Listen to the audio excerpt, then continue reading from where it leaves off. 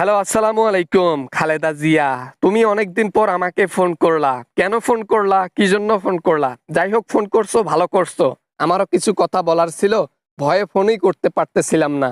তোমার আবার কি করতে থাকতে পারে? হ্যাঁ, আমি ফোন করছি আমার প্রয়োজনে। তোমরা যে দেশটারে লুটপাট করে দেশ ছেড়ে ভাগলা, এখন এই দেশটারে উজাইবে কেডা? হ্যাঁ, এই ঋণগ্রস্ত বাংলাদেশকে ঋণ থেকে তুলবে কেডা? হ্যাঁ, টাকা পয়সা সব ফিরিয়ে দিয়ে যাও।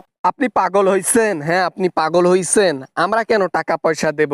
আর লুটপাট করছি কি ফেরত দেওয়ার জন্য নাকি? উন্নয়নের নামে যত বেশি উন্নয়ন করছি তত বেশি চুরি করছি।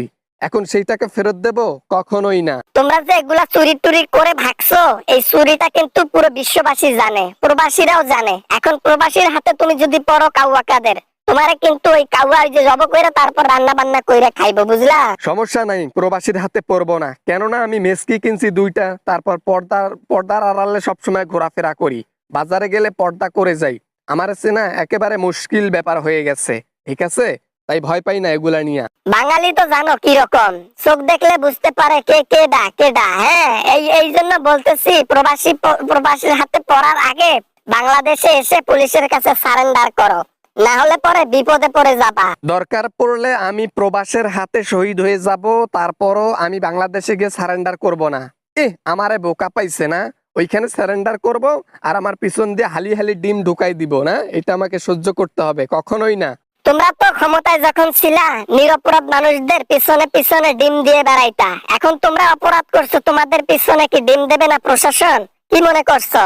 তাড়াতাড়ি বাংলাদেশে চলে আসো, নয়তো সিস্টেম আছে আনার। যতই সিস্টেম থাক, আমার এখানে এসে সিস্টেম হারিয়ে যাবে। আমি কাউকে পরোয়া করি না। আমি ওবায়দুল কাদের। আমি এমন জায়গায় স্থাপন করেছি নিজেকে, আমি আর কখনো কাউকে ধরা দেব না। আমাকে কেউ খুঁজেও পাবে না, বলে দিলাম। যেখানেই ঘুমাও, যেখানেই তুমি থাকো না কেন, একদিন না একদিন সমাজের কাছে তুমি একে পরিষ্কার হয়ে যাবা। তোমাকে চিনতে আর মানুষের অসুবিধা হবে না।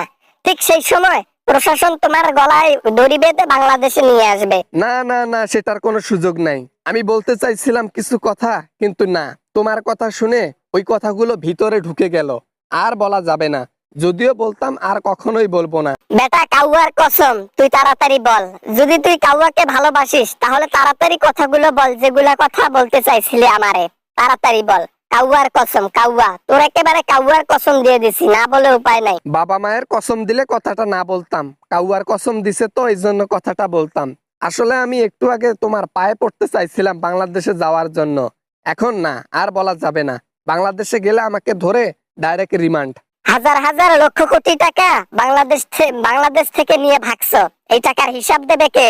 জনগণ এটার পুরোপুরি হিসাব নেবে। তোমাকে যেদিন যেখানে পাবে, ওইখানে জীবনের বিনিময়ে হলো হিসাবটা পরিশোধ করবে, দেখিও। দেখা যাক পালিয়ে পালিয়ে আর কতদিন থাকা যায়। যতদিন ইচ্ছা থাকবো, সমস্যা নেই। যদি ধরা খাইলাম, সমস্যা নেই। তবে চেষ্টা করব না ধরা খাওয়ার। আমারও তো বেঁচে থাকার ইচ্ছা আছে নাকি? চোরের জীবন বেঁচে থাকার চাইতে না থাকাই ভালো। চোরের একটা ট্যাগ নিয়ে বেঁচে আছেন, টাকা পয়সা লুটপাট করে বাংলাদেশ ছেড়ে ভাগছেন। এত বড় অপমান হওয়ার পরও আপনারা যে বেঁচে আছেন, ছি! আমি হইলে উপরে চলে যাইতাম। আওয়ামী লীগ করি, বোঝেন নাই? আমাদের একটু লজ্জা শরম কম তো, তাই ওগুলা চুরি টুরি করার পরও জোর গলায় কথা বলতে পারে। কথায় আছে না, চোরের মায়ের বড় গলা? সেটা হচ্ছে আমরা, ঠিক আছে? লজ্জা শরম আমাদের এখানে খাটে না, বুঝলেন? রাখলাম ফোন। এ বেটা, রাখিস না, রাখিস না, আরো কথা আছে বেটা, রাখিস না, বলে দিলাম। আর কথা বলবো না খালেদা জিয়া ম্যাডাম। আপনি যে ধোলাইটা করছেন, আমার বাপের জন্মেও এরকম ধোলাই কেউ করেনি। একদম স্ট্যান্ডার্ড ধোলাই, বাপরে বাপ। এর আগে অনেক গালিগালাজ শুনছি, কিন্তু এবার অন্য টাইপের ধোলাইটা খাইলাম। রাখলাম। হ্যালো কাউয়া, হ্যালো হ্যালো কাকা, হ্যালো কাউয়া, কাউয়া রে, ওই কাউয়া, হ্যালো রে কাউয়া, তোমার তলে তলে ব্যথা রে কাউয়া কাদের মিয়া। হ্যালো হ্যালো, কেটে দিছিস? কেটে দিয়ে পার পাবি না। প্রবাসীরা ওরে খুঁজুন আর ওরে ধরুন। আসসালামু আলাইকুম বন্ধুরা, আশা করি সবাই ভালো আছেন। আমিও অনেক ভালো আছি। আশা করি ভিডিওটা আপনাদের জন্য তৈরি করা হয়েছে, এই ভিডিওটা আশা করি অনেক এনজয় করেছেন। যদি এনজয় করেন তাহলে প্লিজ একটা লাইক করবেন। ভিডিও বানাতে অনেক কষ্ট হয়।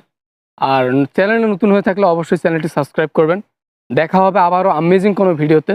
সবাই ভালো থাকবেন, সবাই সুস্থ থাকবেন। খোদা হাফেজ।